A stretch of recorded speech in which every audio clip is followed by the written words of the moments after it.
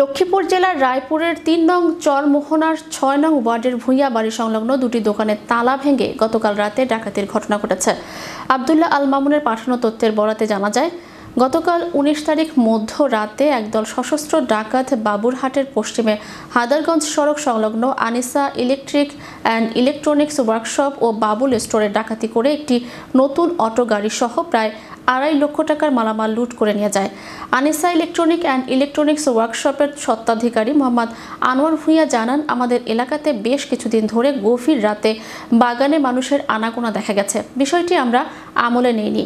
গতকাল রাতে আমার প্রতিষ্ঠানের তালা ভেঙে আমার দোকানের একটি নতুন অটো গাড়ি, দুটি টেলিভিশন সহ ইলেকট্রিক এবং ইলেকট্রনিক্স মালামাল লুট করে নিয়ে যায়।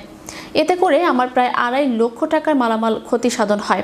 একই গ্রামের মোহাম্মদ জায়েদ আলাউদ্দিন জানান, আমার একমাত্র সম্বল একটি অটো গাড়ি ছিল, যা দিয়ে আমি ও আমার পরিবার চলত। সেই সম্বলটুকু ডাকাত দল গতকাল নিয়ে গেছে।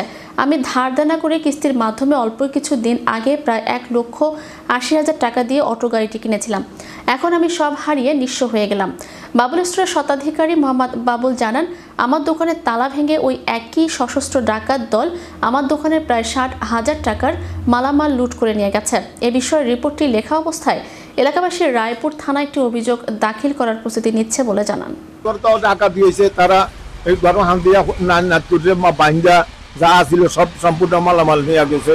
সব এই দেশের চেয়ারম্যান মেম্বার ব্যাকে আইছে, সবাই চাইছে। তারপরে আমি থানা জানাইছি, থানা থেকে পুলিশ আসছে, আচ্ছা ইনকোয়ারি করে গেছে। এই অবস্থায় আছে।